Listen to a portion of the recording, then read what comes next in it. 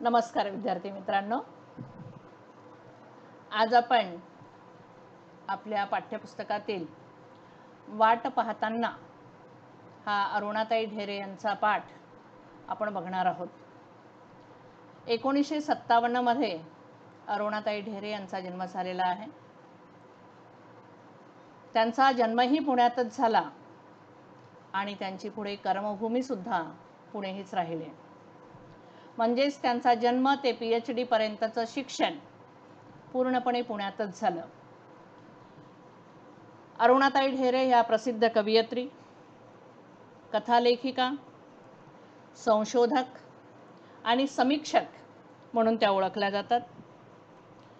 त्यांनी कथा, कादंबरी, ललितलेख, आस्वादक समीक्षा, संशोधनपर लेख असे विविधांगी लेखन त्यांनी मोठ्या प्रमाणात केलेलं आहे। त्यांच्या साहित्यातून काव्यात्मकता आणि मानवी नात्यांचा शोध ही त्यांच्या ललित साहित्याची काही वैशिष्ट्ये आहेत।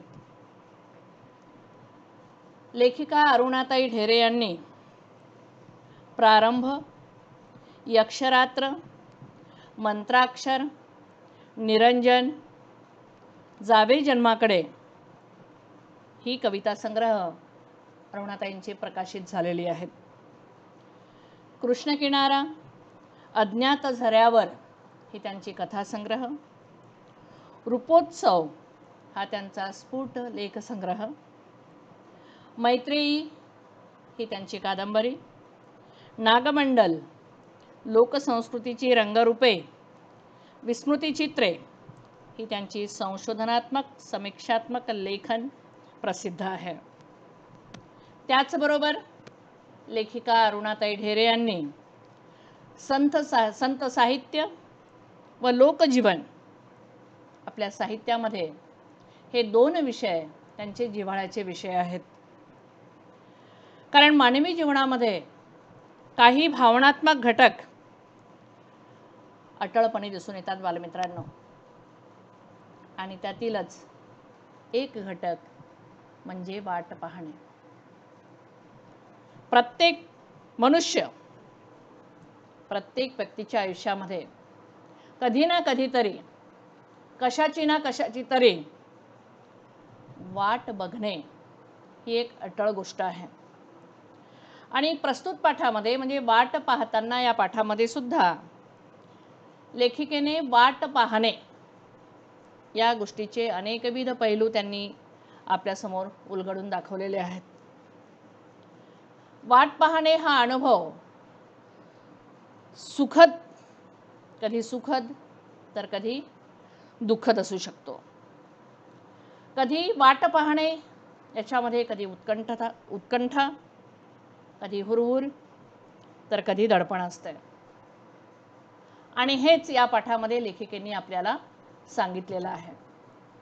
वाट पाहताना बाळांनो, वाट पाहणे आणि वाट लावणे याच्यामध्ये फरक आहे बरं का। बोलतो मराठी या पाठामध्ये आपण बघितलेलं आहे की मराठी मातृभाषा ही आपली अतिशय लवचिक आहे आणि म्हणून शब्द जपून वापरावेत। पाठाचं नाव काय? वाट पाहताना, आणि लेखिका आहेत अरुणाताई ढेरे। जन्म 1957 मध्ये। बाळांनो, हिवाळ्याचे दिवस म्हटलं की थंडी झपाट्याने कमी होत जायची आणि मनात एक प्रकारची उत्कंठा लागून जायची, कारण आता मार्च महिना येणार। मार्च महिन्याचे शेवटचे दिवस आणि एप्रिलचा पहिला आठवडा म्हणजे परीक्षेचे दिवस। परीक्षा संपणार आणि परीक्षा संपली की मग आपल्याला कशाचं हे टेन्शन नाही। मग आरामात रात्रीच्या वेळेला अंगणामध्ये छान मस्तपैकी झोपायचं आणि हा झोपण्याचा आनंद घेण्यासाठी म्हणजे केव्हा हा एकदाचा हिवाळा संपतो केव्हाही एकदाची आपली मार्च महिन्यात होणारी परीक्षा संपते, कधी आपण आनंदाने रात्रीच्या वेळेला अंगणामध्ये छान मस्तपैकी झोपी जातो. म्हणजे ही वेळ म्हणजे हा दिवस कधी येणार, मार्च महिना कधी येणार, परीक्षा कधी संपणार, आणि मग छान मस्तपैकी अंगणात झोपायचं. आणि तो अंगणात झोपण्याचा जो आनंद आहे, तो आनंद अगदी मनमुराद लुटायचा. म्हणून रात्रीच्या वेळेत, रात्र झाले, जेवण खाणं आटोपले की आरामात मस्तपैकी अंथरुणावर पडायचं. कुठे?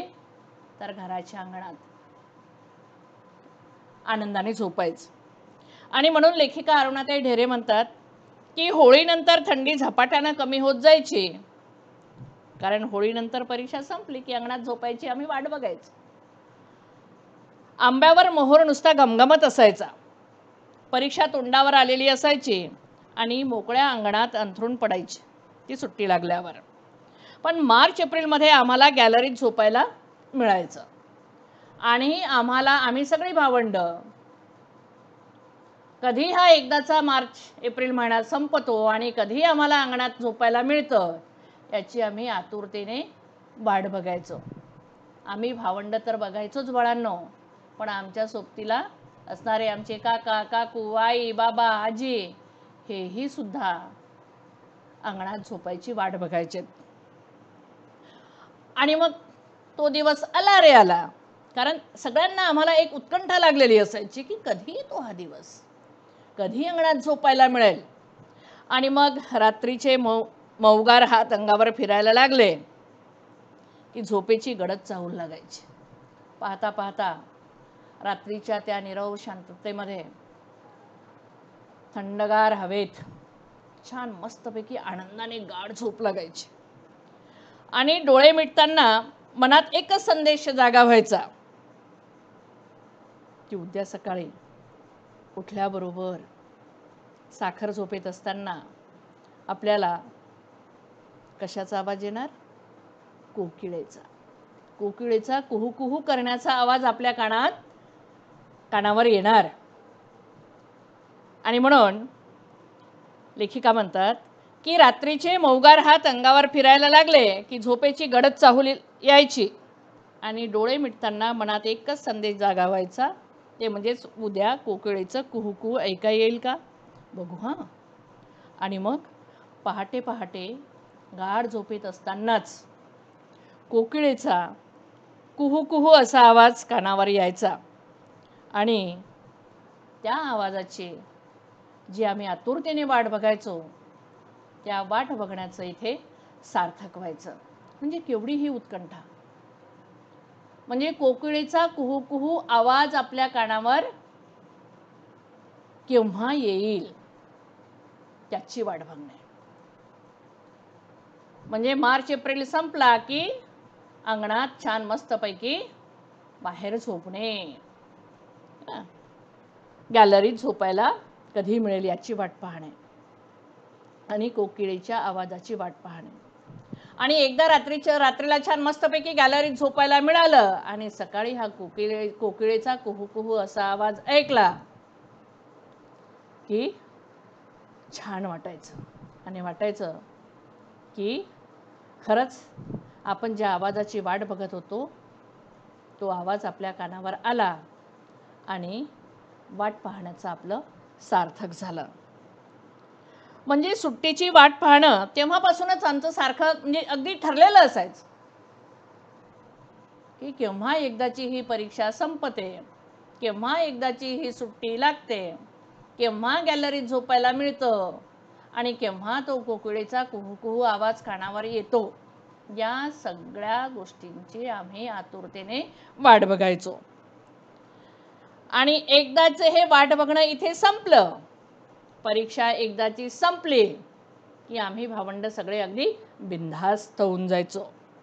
कारण ज्या गोष्टीची आम्ही आतुरतेने वाट बघायचो ती वाट इथे संपायची, आमची इच्छा पूर्ण व्हायची. आणि म्हणून कारण तेव्हा ना अभ्यासाचा कंटाळा असायचा, पाठांतर आवडायचं. पाठांतर आवडायचं, पुस्तकं वाचायला पण आवडायचे. पण आता अभ्यासाची पुस्तकं वाचायचो का? नाही. आता अभ्यासाची पुस्तकं वाचायचो नाही. आता अभ्यासाच्या व्यतिरिक्त जी पुस्तकं आहेत ती पुस्तकं आम्ही त्यावेळी वाचायचो. कारण पाठांतर आवडायचं. नेमलेली पुस्तकं गोष्टीच्या पुस्तका इतकीच परत परत आवडीने वाचली जायची. पण अभ्यास म्हणजे जेव्हा परीक्षा होती तेव्हा हे सारं आम्ही करत होतो. आवडीने पुस्तकं वाचायचो, अभ्यास करायचो, पाठांतर करायचो, परीक्षा द्यायचो, परीक्षेत चांगले गुणही मिळवायचो आणि वडीलधाऱ्या घरच्या मंडळींना सगळ्यांना आमचा रिझल्ट बघून, निकाल बघून आनंदही व्हायचा. पण हे सगळं संपल्यानंतर मात्र शाळेच्या अभ्यासाच्या व्यतिरिक्त आम्ही पुस्तकं वाचायचो. म्हणजे ही सगळी पुस्तकं तेव्हा अभ्यासाची पुस्तकं बाजूला होऊन जायची. म्हणजे अभ्यासाची पुस्तकं बाजूला झाली की सुट्टीची ही उसळी अगदी उसळी मारून वर यायची. कारण ते अंगणातलं हजारी मोगऱ्याचं झाड. हजारी मोगऱ्याचं झाड म्हणजे काय बाळांनो? अनेक पुष्पांचा गुच्छ येणारं हे झाड. हजारी मोगऱ्याचं झाड. शनिवार वाड्यात सकाळी सकाळी जाऊन वेचून आणलेली ती बकुळीची फुलं, माठातलं वाळा घातलेलं ते पाणी, आत्याची कुरड्या पापड्यांची घाई. कारण आई उन्हाळ्याच्या दिवसामध्ये वाळवणाचं साहित्य केलं जातं, कुरड्या पापड वगैरे वगैरे वगैरे वगैरे वगैरे वगैरे. आणि हे वाळवण करण्यासाठी हे कुरड्या पापड्यांची आमची आईची आणि आत्याची घाई असायची. आणि अंगणभर पडणारी ही सगळी वाळवणं, हे सगळं बघितल्यानंतर मनाला एक प्रकारचा आनंद मिळायचा. कारण त्यावेळेला त्या दिवसांमध्ये कैरीची डाळ आणि पन्हं आणि कधीमधी घरची परवानगी मिळाल्यावर चोखायला मिळणारे ते बर्फाचे गोळे, उसाचा ताजा रस आणि मुख्य म्हणजे खूप गोष्टीची आणि कविताची नवी नवी पुस्तकं. ह्या सगळ्या गोष्टी आम्हाला मनासारखं करायला मिळायचं. ना इथे कुठलं बंधन असायचं ना काही नाही. म्हणजे आम्हाला आवडेल ते पुस्तक, ते गोष्टीचं पुस्तक असो, गाण्याचं पुस्तक असो, कवितेचं पुस्तक असो, आमच्या मनानुसार ती पुस्तकं सगळी आम्हाला वाचायला मिळायची. म्हणजे आणि हा आनंद लुटण्यासाठी आम्ही कशाची वाट बघायचो बाळांनो? तर या सुट्टीची.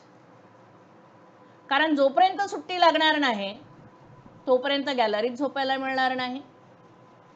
जोपर्यंत सुट्टी लागणार नाही तोपर्यंत कोकिळेचा आवाज ऐकायला येणार नाही. जोपर्यंत सुट्टी लागणार नाही तोपर्यंत हा अभ्यास आपल्याला सोडणार नाही. आणि जोपर्यंत सुट्टी लागणार नाही तोपर्यंत हा सर्व संपूर्ण सुखद अनुभव आपल्याला घेता येणार नाही. ना आपल्याला बर्फाचे गोळे चाखायला मिळणार, ना कैरीची डाळ, ना पन्हं, ना काही. तेच ते वरण भात पोळी, वरण भात भाजी पोळी, वरण भात भाजी पोळी, तेच खा. पण ह्या सुट्टी लागल्यानंतर मात्र म्हणजे आत्या आई त्यांची घाई, कुरड्या पापड करण्याची त्यांची घाई, छान आईने उन्हाळ्यात केलेलं पन्हं, कैरीची डाळ, एक वेगळा आनंद मिळायचा त्या गोष्टींमध्ये. आणि हे फक्त याच दिवसांमध्ये व्हायचं की एकदाची शाळेला सुट्टी लागली की आईलाही वेळ मिळायचा, कारण आमच्या अभ्यासाचं टेन्शन तिच्या डोक्यावर नसायचं. आणि मग हा सुखद अनुभव आम्ही त्यावेळी घ्यायचो. आणि म्हणून हा सगळा संपूर्ण सुखद अनुभव घेण्यासाठी या सुट्टीची, परीक्षा संपल्यानंतर येणारी सुट्टी, या सुट्टीची आम्ही सगळी भावंड अगदी आतुरतेने वाट बघायचो. वाट पाहताना म्हणजे बघा, म्हणजे आयुष्यामध्ये सुखद अनुभव जरी आपल्याला घ्यायचा जरी असेल तरी त्या सुखद अनुभव घ्यायला सुद्धा आपल्याला काय करावी लागते? वाट पाहावी लागते. पण सगळेच अनुभव सुखद असतात का? नाही. कधी कधी एखाद्या वेळेला हे वाट पाहत असताना कधी कधी एखाद्या वेळेला दुःखद अनुभव सुद्धा आपल्याला येऊन जातो. पण वाट पाहणे मात्र संपत नाही. लेखिका अरुणाताई आपल्याला म्हणतात की आम्ही ज्या ठिकाणी राहायचो ना, त्या ठिकाणी आम्ही भल्या मोठ्या वाड्यामध्ये राहायचो आणि त्या वाड्यामध्ये पुष्कळ बिराडा होती. बिराडा होती म्हणजे काय, पुष्कळ कुटुंब होती. पण आमच्या भल्या मोठ्या वाड्यात पुष्कळ बिराडा जरी असलीत तरी अख्ख्या वाड्याला मिळून असलेला एक चौथा मजला म्हणजे आमचा माळाच होता तो. म्हणजे या सुट्टीची वाट पाहताना माळ्यावर जाऊन पुस्तकांच्या गराड्यात बसण्याचा अद्भुत कल्पनेनं अगदी आतून आमचं मन फुलून यायचं. बापरे, एकदाची सुट्टी मिळाली रे मिळाली की मग मज्जाच मज्जा. म्हणजे अनेक कुटुंब आमच्या वाड्यामध्ये राहायची, पण आणि आमच्या या वाड्यातला चौथा माळा म्हणजे पुस्तकाचा खजिना. खूप सारी पुस्तकं असायची आणि पुस्तकं वाचण्याचा मनमुराद आनंद आम्ही त्यावेळी तिथे लुटायचो. पण कधी कधी म्हणजे शाळेची पुस्तकं तो अभ्यास करताना एखाद्या वेळेला तो चौथा माळा पण आठवायचा आणि त्या चौथ्या माळ्यावर असणारी ती पुस्तकं पण आठवायची, पण वाचायला मात्र त्यावेळी वेळच नसायचा आणि संधी पण नाही मिळायची. म्हणजे आपल्या आवडीनुसार पुस्तकं वाचण्याची संधी सुद्धा आम्हाला केव्हा मिळायची, तर परीक्षा संपल्यावर. एकदाची परीक्षा संपली की आम्ही मोकळे. आणि मग या चौथ्या माळ्यावर जायला सुद्धा म्हणजे आम्हाला कशाची वाट पाहावी लागायची, तर सुट्टीची. म्हणजे जोपर्यंत सुट्टी मिळणार नाही, जोपर्यंत सुट्टी लागणार नाही, तोपर्यंत ही पुस्तकं वाचण्याचा सुद्धा मनमुराद आनंद आपल्याला लुटता येणार नाही. हे अगदी ठरलेलं होतं. आणि म्हणून आम्ही म्हणजे आपल्याला केव्हा सुट्टी मिळेल याची आम्ही वाट बघायचो. आणि मग सुट्टीची वाट पाहताना माळ्यावर जाऊन पुस्तकांच्या गराड्यात बसण्याचा अद्भुत कल्पनेनं अगदी मन फुलून यायचं. पुस्तकाची वाट पाहण्यात एक गंमत होती, कारण हे पुस्तकाचं जे जग आहे ना बाळांनो, ते अगदी वेगळं होतं. कारण न पाहिलेले देश, न पाहिलेली माणसं, न अनुभवलेले प्रसंग, अनोळखी तरी पण आपलेसे वाटणारे, ओळखीचे धागे जुळणारे आणि न जुळणाऱ्या गोष्टीसुद्धा किती थक्क करणाऱ्या होत्या त्या पुस्तकांमध्ये. म्हणजे जेव्हा ही अवांतर वाचनाची पुस्तकं आम्ही वाचायचो, तेव्हा त्या अवांतर वाचनामध्ये आम्हाला वेगवेगळ्या देशांची नावं कळायची, त्या देशाची संस्कृती कळायची आणि आश्चर्य वाटायचं की बापरे, म्हणजे इतके देश आहे, तर इतके देश आणि या देशाची संस्कृती ही अशी, येथील लोक हे या पद्धतीने जीवन जगतात आणि हे सगळं बघून आश्चर्य वाटायचं. म्हणजे न पाहिलेली माणसं तिथे त्या पुस्तकांमध्ये आम्हाला भेटत होती. म्हणजे ही माणसं असंही जगतात तर. म्हणजे त्या वाचन करत असताना त्या पुस्तकामध्ये आम्ही रममाण होऊन जायचो, तल्लीन होऊन जायचो आणि ती पुस्तकातली माणसंही सुद्धा आम्हाला आमचीच वाटायची. त्या पुस्तकातील सुखदुःखांचे, त्यांच्यावर येणारे जे प्रसंग आहेत, जे नायक नायिकांनी तिथे लेखकांनी नायक नायिकांच्या स्वरूपात त्याच्यामध्ये रंगवलेले आहेत, ती सगळी माणसं आम्हाला भेटायची आणि त्यांचे ते अनुभव बघून, त्यांचं ते जीवन बघून अगदी मन थक्क होऊन जायचं. बापरे, म्हणजे अशीही माणसं असतात, असंही लोक जीवन जगतात. या सगळ्या प्रश्नांची उत्तरं आम्हाला कुठे मिळायची, तर त्या पुस्तकांमध्ये. म्हणजे लेखिका म्हणतात की म्हणजे हे संपूर्ण जग, हे पुस्तकं जेव्हा आम्ही वाचायचो तेव्हा असं कळायचं की म्हणजे जग असंही असतं तर. म्हणजे आपण किती कमी विचार करतो. मी, माझे आई वडील, माझं कुटुंब आणि खूपच मोठं झालं तर माझे 4 नातेवाईक. संपलं आपलं विश्वच संपलं. पण याच्याही पुढे जीवन जगणारे,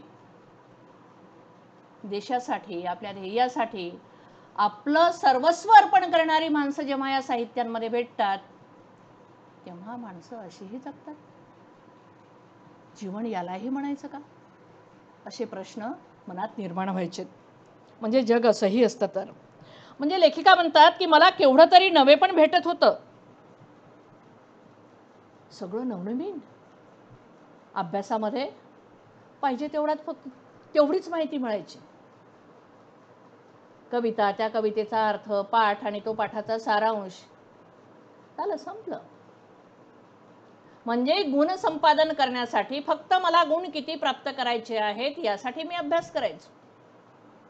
पण हे अवांतर वाचन जे आहे ना, हे अवांतर वाचनाची आम्हाला जी सवय लागलेली असायची, ही पुस्तकं जेव्हा वाचायचो तेव्हा मात्र आम्हाला जीवन कसं जगायचं हे कळायचं,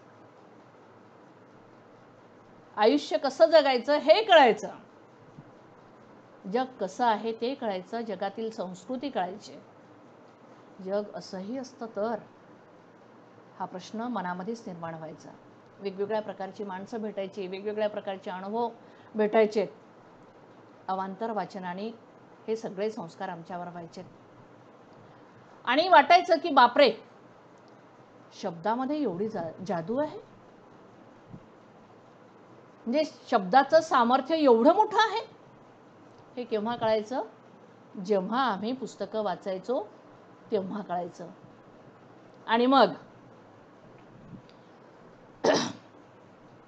लेखिका म्हणतात की मला केवढं तरी नवे पण भेटत होतं आणि शब्दांची जादू कळत होती.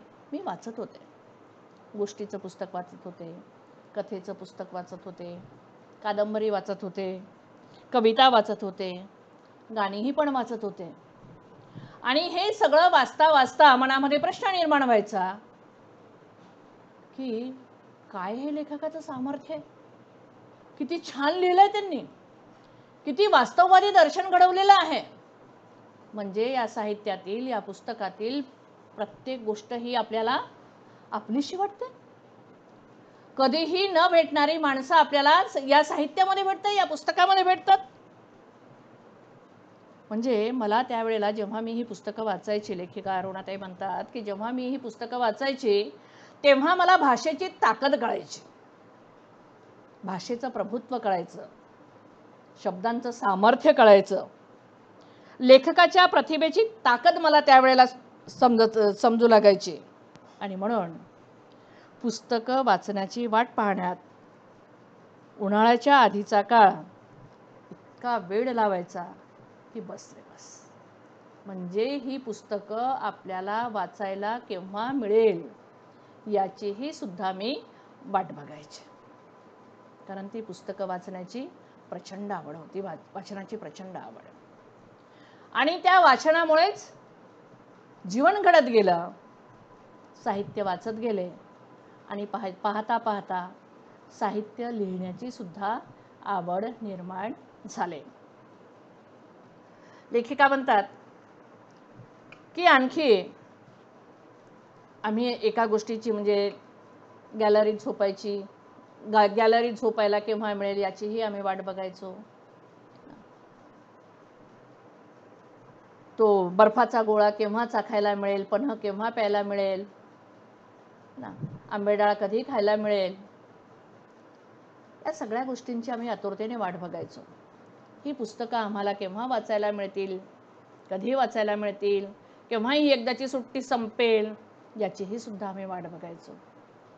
आणखी मी वाट बघायचे, मी म्हणजे कोण, अरुणाताई ढेरे. लेखिका म्हणतात की आणखी मी वाट बघायचे, ती कशाची, पोपटांच्या थव्याची.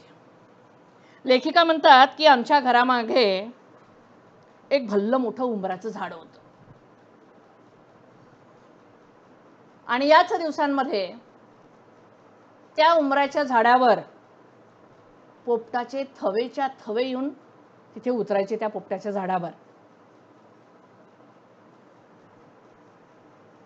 उंबराचं झाड, मोठं झाड, छान बहरलेलं, आणि त्याला छान फळं लागलेली, आणि ही पिकलेली फळं, उंबराची पिकलेली फळं चाखायला हे पोपटाचे थवेच्या थवे जेव्हा त्या झाडावर, उंबराच्या झाडावर जेव्हा उतरायचे, आणि त्यावेळेला त्या पोपटाच्या म्हणजेच राघूच्या हिरव्या पंखांनी ते उंबराचं झाड इतकं सुंदर दिसायचं की मन अगदी भरून जायचं. आणि म्हणून या सुट्टीच्या दिवसांमध्ये सुद्धा, म्हणजे ह्या आमच्या घरामागे जे उंबराचं झाड आहे, त्या उंबराच्या झाडावर हे पोपटाचे थवेच्या थवे केव्हा उतरतील आणि तो सुखद अनुभव आपल्याला कधी मिळेल, कधी घेता येईल, याची मी वाट बघायची. आणि कारण त्या लालसर गोड कारण उंबराची फळं जी आहेत पिकल्यानंतर लालसर होतात, आणि त्या लालसर गोड झालेल्या उंबराची माझ्या मनात होणाऱ्या कितीतरी कवितांची, म्हणजे ते उंबराचं झाड, ती उंबराची पिकलेली ती फळं, आणि त्या उंबराच्या झाडावर उतरणारा तो पोपटांचा थवा, हे सगळं बघितल्यानंतर मलाही सुद्धा, माझ्याही मनात सुद्धा कविता लिहिण्याची इच्छा व्हायची, आणि मी कविता लिहायचे. म्हणजे तेव्हापासूनच मी हे थवे बघायला, पोपटाचे थवेच्या थवे मी बघायला लागले, आणि तेव्हापासूनच मी कविता करायला लागले. मी म्हणजे कोण? लेखिका अरुणा ढेरे. कारण लेखिका म्हणतात की कविता ही माझी जिवलग मैत्रीणच झाली. ही मैत्रीण आहे ना, आपल्या मैत्रिणीसारखी नव्हती बरं. म्हणजे मी वसुधा आणि ती रेखा आणि तिच्या आणि माझ्यामध्ये असणारी मैत्री, ती मैत्री नव्हे बाळांनो. लेखिकेला जी कविता लिहिण्याची आवड निर्माण झाली आणि त्या कविता लिहू लागल्यात, आणि तेव्हापासून कविता लिहिण्याचा छंदच जणू त्यांना जडला. म्हणूनच तर एवढी मोठी लेखिका ह्या कवयित्री झाल्यात. अनेक काव्यसंग्रह त्यांचे प्रकाशित झालेत. लिहिण्याची आवड मात्र तेव्हापासून सवय लागली. आणि म्हणून लेखिका म्हणतात की ही कविता जणू काही माझी मैत्रीणच झाली. ही मैत्री मोठी विलक्षण होती बरं, वेगळीच होती. कारण कवितेचंही एक मोठंच विश्व असतं बरं का. कारण कविता लिहायला स्फूर्ती केव्हा मिळेल हे सांगता येत नाही. म्हणजे आता मी निवांतपणे बसलेली आहे आणि मला कविता लिहायची आहे, तर तेव्हा ही मैत्रीण नाही येत आपल्या जवळ. म्हणजे ही केव्हा येईल, कशी येईल, काय येईल, काही सांगताच येत नाही. ती कधी पण येऊ शकते, सकाळ, संध्याकाळ, दुपार, रात्रीच्या वेळेला सुद्धा. पण आपल्याला जेव्हा ती पाहिजे तेव्हा मात्र ती येत नाही. तिची वेळ ठरलेली आहे. तिला जर वाटलं की नाही मला यायला पाहिजे, तर ती येते आणि मला भेटून जाते, आणि कविता पूर्ण झाल्याचा आनंद मिळतो. माझी मैत्रीण मला भेटण्याचा आनंद मिळतो. आणि म्हणून लेखिका म्हणतात, म्हणजे पुढे म्हणजे हे पोपटांचे थवेच्या थवे आमच्या उंबराच्या झाडावर यायला लागले, आणि जणू काही हे दृश्य मला कविता लिहायला प्रेरित करत गेलं. मी कविता लिहायला लागले. कविता माझी मैत्रीणच झाली. आणि नंतर पुढे काय, मी या कवितेचं बोट इतकं घट्ट धरून ठेवलं की ती माझी जिवलग मैत्रीणच झाली. आपण कधी पण केव्हाही पण मैत्रिणीला हाक मारतो, तिच्याकडे धावतो, तिच्याबरोबर भान विसरून मनातलं वाटेल ते बोलतो, हा अनुभव आपण घेतो. पण ही जी मैत्रीण होती ना, कविता नावाची माझी ही मैत्रीण, इथे मात्र थोडा फरक होता. तिला जेव्हा पाहिजे, तिला जेव्हा हवं असेल तेव्हा ती माझ्याकडे यायची, कधीही पण, रात्री, मध्यरात्री सुद्धा. पण मला मात्र कधी कधी खूप वाट पाहायला लावायची. म्हणजे कधी वाटायचं की नाही ही आली पाहिजे, ही आली पाहिजे, ही भेटली पाहिजे, असं सारखं वाटायचं, पण शब्दच नाही सुचायचे. आणि ती अपूर्णच राहून जायची. पण एकदा जर का हे दृश्य बघितलं की एक प्रकारची स्फूर्ती यायची आणि कविता मला भेटून जायची. कारण तिची वाट पाहणं आणि ती जर आली नाही, कविता पूर्ण झाली नाही, तर त्यासाठी अस्वस्थ होणं, कशातच मन लागेनासं होणं आणि त्यासाठी मग आई आत्याची बोलणी खाणं, आज ते सगळं वाट पाहणं आठवलं तरी पुन्हा आणखी मन हुरहुरतंय की खरंच त्यावेळेला आपली अवस्था कशी होती. म्हणजे एक कविता लिहिण्यासाठी, ती कविता पूर्ण करण्यासाठी केवढा वेळ लागायचा, कारण शब्द सुचायचे नाहीत. कधीतरी आई आवाज द्यायची, कधीतरी आत्या आवाज द्यायची आणि मनात आलेले विचार निघून जायचेत, शब्द निघून जायचेत, कागदावर उतरायचेच नाहीत आणि माझी कविता अपूर्ण राहून जायची. आणि म्हणून म्हणजे माझी ही कविता पूर्ण कशी करता येईल, कधी होईल, कधी हा सुखद अनुभव मला घेता येईल, याची सुद्धा मी आतुरतेने वाट बघायची. म्हणजे सारखी मनाला हुरहुर लागलेली असायची, मला एकदम हुरहुर लागलेली असायची. कारण उंबराच्या पिकल्या फळावर पोपटाचे हिरवे पंख पुन्हा उतरतील आणि पुन्हा उतरले की पुन्हा आपली कविता आणखी सुरू, कविता लिहायला सुरुवात. आणि पाहता पाहता असंच होत गेलं आणि लेखिकेचे काव्यसंग्रह तयार झालेत, असं उगाच वाटत राहतं.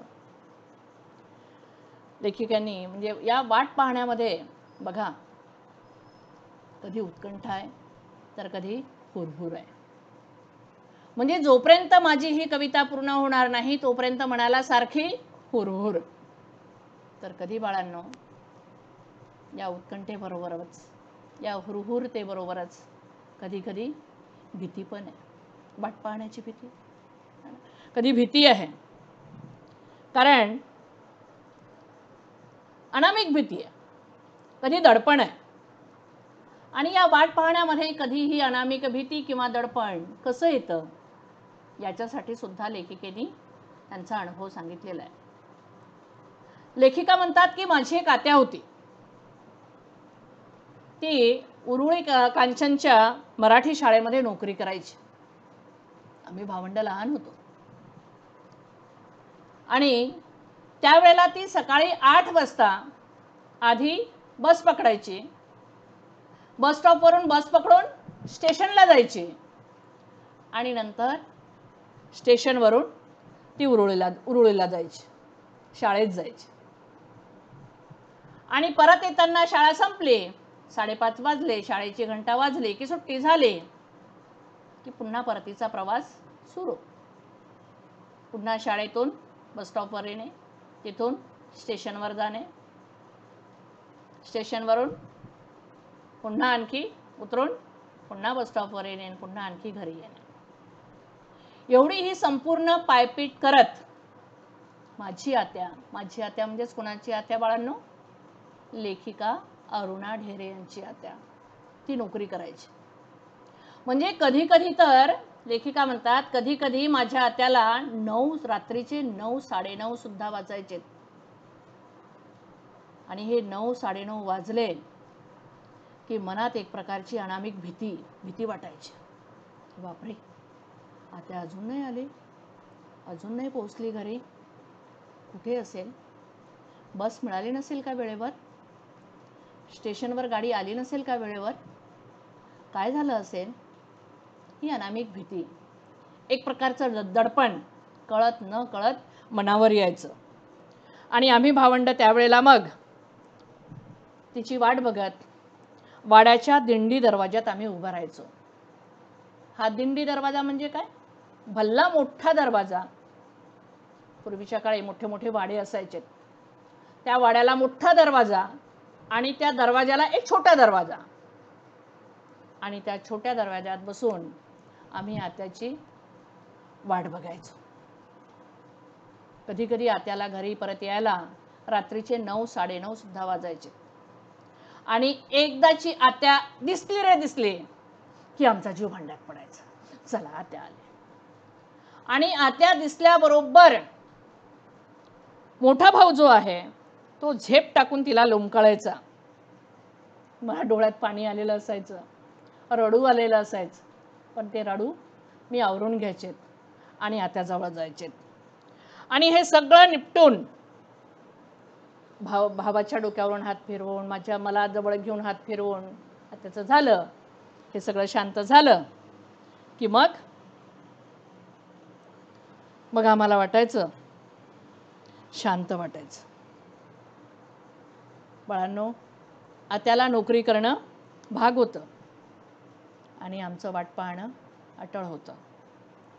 म्हणजे आज हे समजणं, म्हणजे आज जर हा विचार जर केला, अरुणाताई म्हणतात की आज जेव्हा मी हे सगळं आठवायला लागते की आम्ही लहान असताना आत्याने केलेली ही नोकरी, त्यावेळची ती परिस्थिती, आत्याची आम्ही जी वाट बघत होतो ती वेळ, तेव्हाची ती वेळ, हे सगळं आठवलं की आजही सुद्धा एक प्रकारची अनामिक भीती वाटते. हे वाट पाहणं अटळ होतं बाळांनो. म्हणजे तेव्हा जीव नुसता अगदी, म्हणजे या वाट पाहण्यामध्ये जीव अगदी फुटून जायचा की बापरे, अजून आत्या घरी आलेली नाही. म्हणजे आत्या एकदाची घरी परतली की आमचा जीव मग भांड्यात पडायचा. बाळांनो, लेखिका अरुणाताई ढेरे यांनी वाट पाहताना या पाठामध्ये अनेक प्रसंग सांगितलेले आहेत, अनेक अनुभव सांगितलेले आहेत. आणि सगळे हे अनुभव जे आहेत ना, ते वाट पाहताना, वाट बघण्याचे आहेत. आणखी पुन्हा दुसरा अनुभव त्यांनी पुढे सांगितलेला आहे. पोस्टमनच्या जीवनावरील एक सुरेख भावपूर्ण सिनेमा त्यावेळी लेखिकेने बघितला, लेखिका अरुणाताई ढेरे. परदेशी सिनेमा होता तो, चिनी सिनेमा. सिनेमाचं नाव होतं पोस्टमन इन द माउंटन, हे त्याचं नाव. पहाडी प्रदेशामधला एक जुना पोस्टमन आजारी पडतो आणि तो आजारी पडल्यानंतर त्याचं जे पत्र वाटण्याचं जे काम आहे, ते काम तो पोस्टमन आपल्या मुलावर सोपवतो, ती कामगिरी त्याच्यावर सोपवतो.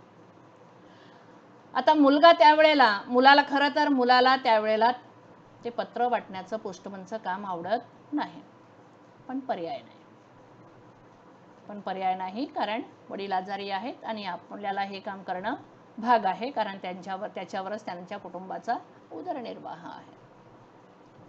आणि म्हणून आता आपण स्वतः आजारी आहोत, आपल्याला हे काम होत नाही, आणि म्हणून आपलं काम तो आपल्या मुलावर सोपवतो आणि मुलाला पत्र, म्हणजे कुठून ती पत्राची पेटी घ्यायची, त्या पेटीतले पत्र घ्यायचे पोस्ट ऑफिसमधनं आणि ती पिशवी घेऊन, पाठीवर पिशवी घेऊन ते पत्र वाटायचं. सुरुवातीला वडील त्याच्यासोबत जातात, पहाडी प्रदेश आहे, मुलाला आवडत नसूनही सुद्धा वडिलांच्या पाठीमागे आपल्या पाठीवर तो पिशवी घेतो आणि वडील सांगतात त्याप्रमाणे पत्र वाटत जातो.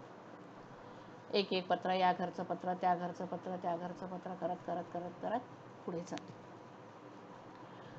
पुढे गेल्यानंतर पुन्हा एक घर दिसतं. त्या घरामध्ये आंधळी आजी राहते आणि तिथेही सुद्धा वडील एक पत्र देतो. आणि पत्र दिल्यानंतर आजी आंधळी असते, त्यामुळे तिला काहीच दिसत नाही. तिचा मुलगा जो आहे तो परदेशी आहे, तो येऊ शकत नाही, आणि म्हणून ती आजी जी आहे ती आजी आपल्या मुलाच्या पत्राची आतुरतेने वाट पाहते. जेव्हा जेव्हा हा पोस्टमन दाराशी येतो तेव्हा तेव्हा ती आजी त्याला विचारते, काय रे, माझ्या पोराचं पत्र आलं का? तर पोस्टमन म्हणतो, हो आजी, आलंय ना. मग ती पत्र हातात घेते, त्या पत्राला असं स्पर्श करते, पण वाचता तर येतच नाही. आणि वाचता येत नाही म्हणून ती आजी म्हणते, अरे बाबा, वाचून पण दाखव ना, काय लिहिलंय माझ्या मुलाने पत्रात. कारण त्या आजीला तो पोस्टमन जवळून बघितलेला आहे. ती ज्या प्रकारचं जीवन ती जगते आहे, आपल्या मुलाची जी आतुरतेने वाट पाहते आहे, आणि त्यावर आधारित 2-4 वाक्य तिच्या मनाला समाधान होतील असे, जणू काही तिचा मुलगाच तिला पत्र पाठवतोय असं समजून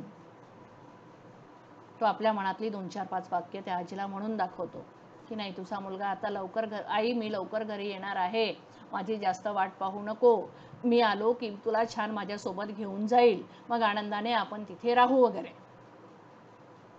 आणि हे सगळं ऐकल्यानंतर आजीच्या चेहऱ्यावरचा सुख आलेला आनंद जो आहे, तो आनंद बघून पोस्टमन सुद्धा खुश होतो. आणि ज्या दिवशी हा मुलगा, त्यांचा मुलगा ज्या दिवशी सोबत असतो, त्याही दिवशी सुद्धा हा असाच प्रसंग घडतो. आणि नंतर मग मुलगा जवळ येतो आणि विचारतो की बाबा हे काय, हे तर कोरंच पाकिट आहे, आणि या पाकिटामध्ये असणारा कागद सुद्धा कोरंच आहे, आणि तुम्ही त्या आजीला तर पत्र वाचून दाखवलं, हे कसं काय शक्य आहे? म्हणजे बघा, हा पोस्टमन जो आहे ना, हा पोस्टमन अगदी एक व्यक्ती, माणूस हा कसा असायला हवा, माणुसकीचं दर्शन तो आपल्या कृतीतून दाखवतो. मुलगा पुढे येतो आणि म्हणतो की हे असं का? आजी त्याला धन्यवाद देते, आशीर्वाद देते. आणि हे सगळं बघितल्यानंतर तिथून लांब आल्यावर त्या मुलाला बाप म्हणतो, म्हणजे तो पोस्टमन म्हणतो की ही म्हातारी आपल्या दूर गेलेल्या मुलाची वाट पाहत आहे, त्याच्या पत्राची, त्याच्या येण्याची वाट पाहते आहे. तिचा मुलगा कधीच तिला पत्र लिहित नाही किंवा चौकशी सुद्धा करत नाही, पण तिचं ते वाट पाहणं मात्र मला सहन होत नाही, त्या पोस्टमनला सहन होत नाही. आणि म्हणून म्हातारीला आनंद वाटावा म्हणून दरवेळी पोस्टमन मनानंच कोरपत्र वाचत आलेला असतो.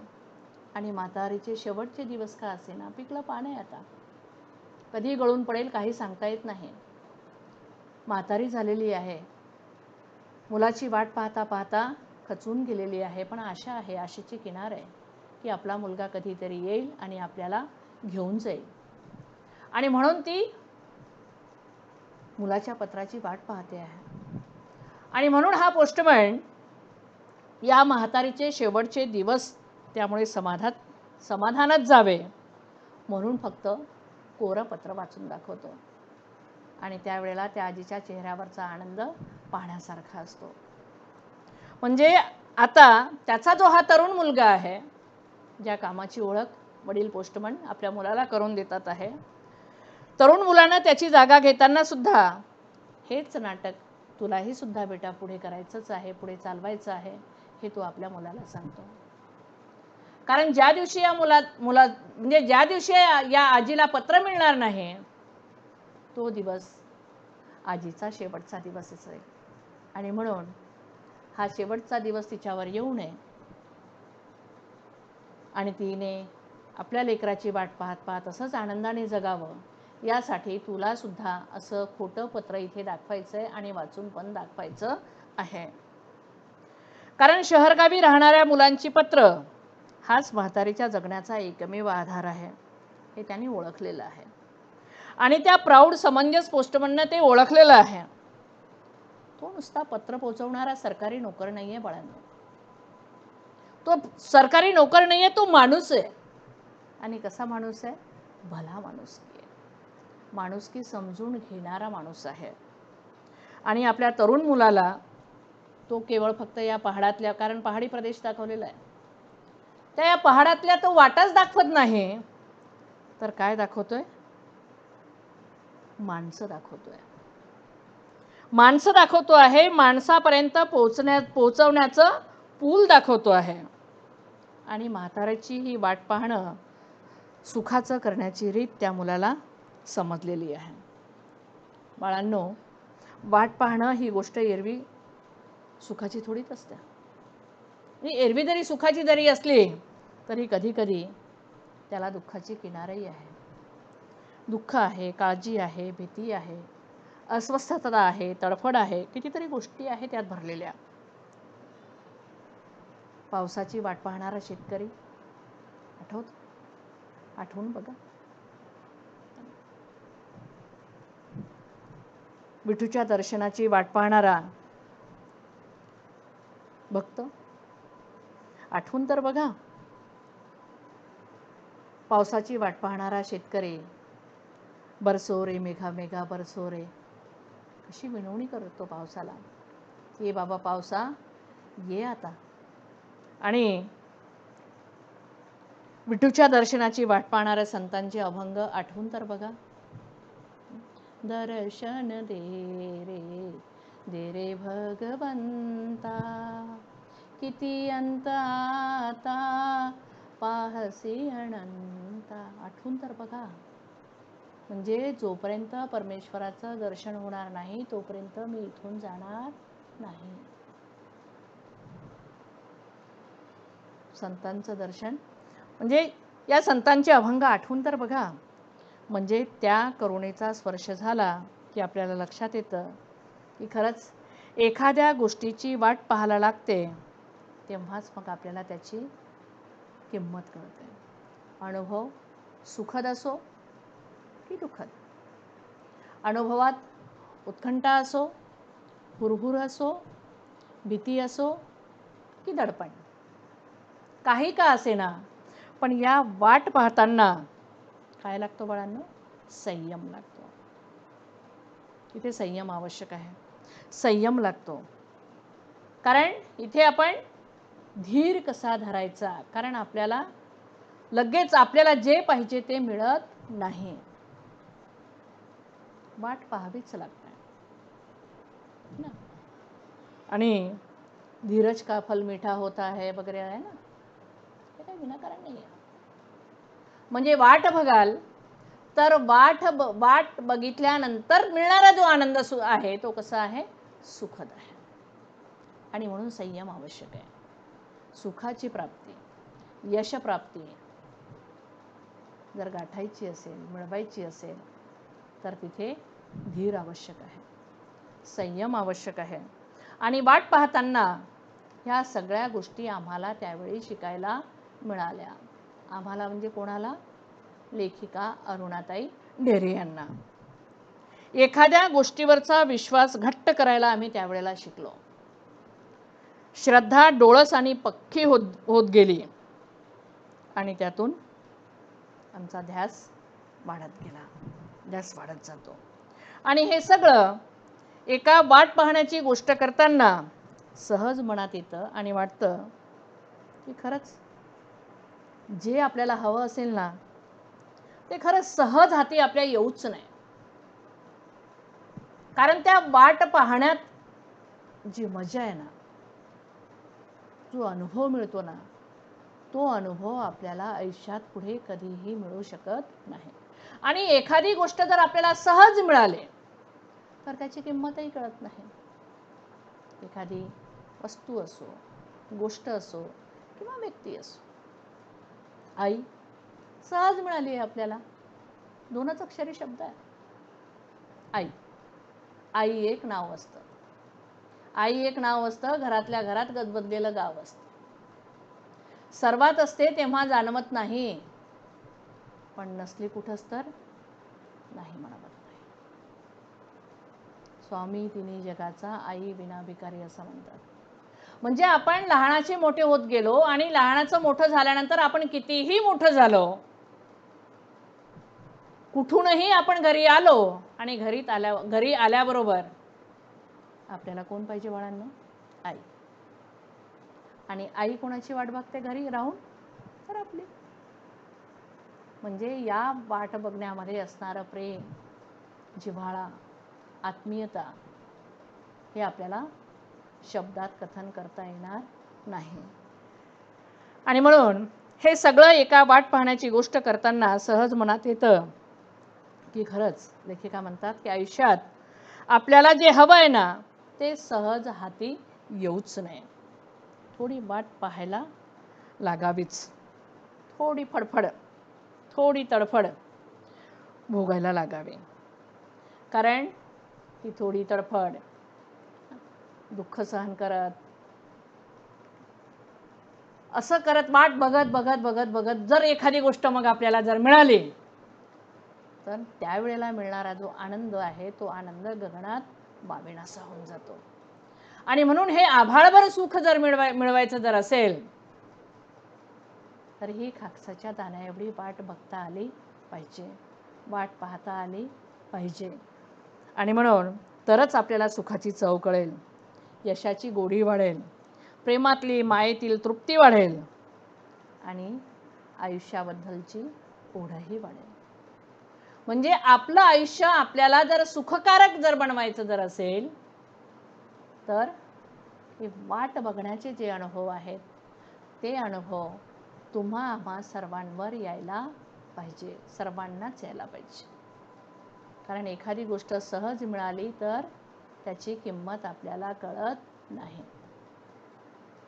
आणि म्हणून वाट बघताना हे विविध प्रसंग, विविध पैलू लेखिकेने आपल्याला उलगडून दाखवलेले आहेत. या वाट पाहण्यामध्ये कधी उत्कंठा आहे, कधी हुरहुर आहे, कधी अनामिक भीती आहे, तर कधी दडपण आहे, तर कधी प्रेम, माया, जिव्हाळा आहे ना, माणुसकी याचं दर्शन हे सुद्धा आपल्याला हा पाठ घडवतो. असा हा आपला पाठ अरुणाताई ढेरेंचा वाट पाहताना. पाठ पूर्णपणे समजला असेल अशी अपेक्षा करतो बाळांनो आणि धन्यवाद.